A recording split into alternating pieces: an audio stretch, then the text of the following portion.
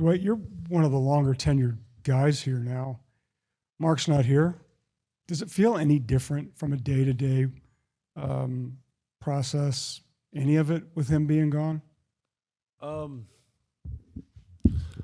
The way I see it, I've been here, like you said, for quite some time, and I think each season we as an organization, as a team, and the guys that are carrying over to the next season, we learn a lot, and we try to take those things and evolve each season. So it's kind of a tough question to answer because there's a lot of moving parts.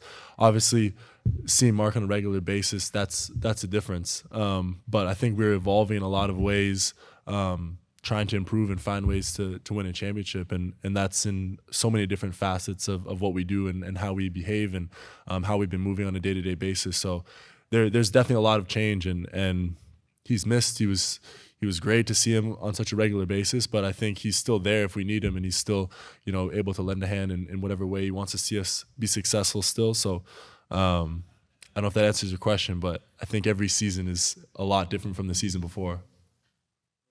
Dwight, I have a similar question, a little bit differently framed. Of course, you've been on this team a long time. You've seen this team chase big name star free agents and fail in the past. This was a team, a franchise that had its identity really built around Dirk and everything that he represented. And then over the last couple of years, Kyrie Irving arrives, and now Klay Thompson is here. So I guess I'm curious what your first reaction was finding out that Klay Thompson was going to be here, and whether it's just what it feels like to see this franchise, changing in those ways that these types of players are, buying in and ready to join and come to Dallas. I was excited for sure. I mean, one of the great shooters of our generation for sure, and one of the great shooters this game has ever seen. So you want to, naturally start going down the thought pattern of imagining what it will be like and seeing him in certain situations, especially with Luka's ability to find guys and Kai's ability to just create so much gravity. There'll be a lot of amazing opportunities for him to be extremely successful. So I guess my first reaction was being very excited. Dwight, another question kind of about the Klay addition. You've been here through Dirk's era and now Luka's era, and you know what it takes for this team to win. What about Klay Thompson's game is going to contribute to hopefully winning with you guys? He's an extremely good basketball player, first and foremost. And like I said, one of the great shooters this game has seen. But I think more importantly, he knows how to win. He knows how to play the game the right way. And he's able to be effective in a lot of different situations. I think Luka's going to makes it easy for everyone, first and foremost. So his ability to capitalize on those opportunities is going to be extremely exciting, and it's going to create a lethal weapon on the court that's going to just create even more space for guys to operate.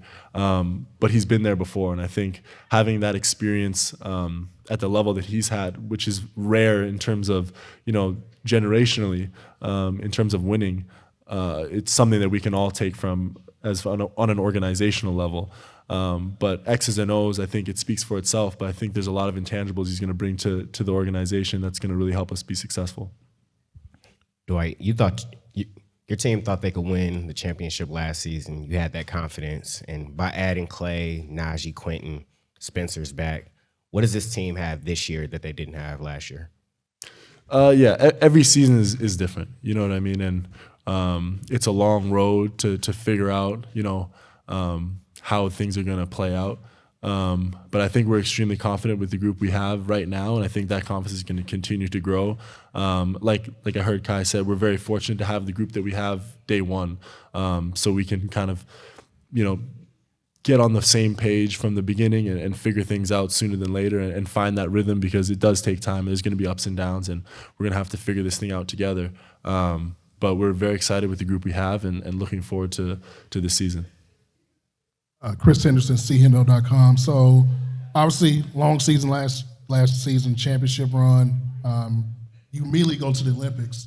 You got a chance to compete for your country. Can you talk about that experience and how was that for you? It was an incredible experience, first and foremost. I think it's it's really an honor to represent your country at any level. But for me, that was a dream of mine to compete in the Olympics. That on that big stage, since I can remember, since I started playing for the national team. So over my tenure with the Canadian national team, there was a lot of missed opportunities, we'll call them, to live out that dream.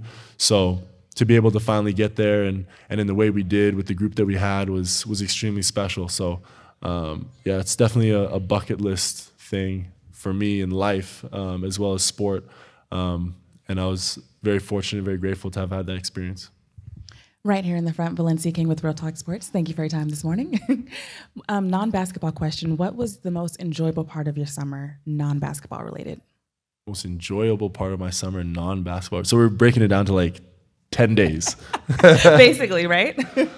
No, I was very fortunate to have some of my close friends able to fly out to Paris to see some of the events and to watch me play, and that was a really cool moment because they were there when that dream started, like at the inception point of that, that future that I had created in my mind. So they saw what went into it. They saw the sacrifices that were made. They made sacrifices for me on my behalf, and they supported me through a lot of ups and downs, and they were there when we didn't make it, and they were there and understood just what it meant for me to reach that goal. So those few days that we had in Paris after we were done, so we can be non-basketball related, were a really cool time of reflection for me, having kind of accomplished a pretty big goal in my life, not just sport, but in terms of reaching a stage that was not promised at all from when I began. And looking back on some of the things that we had done together as a group of friends, we were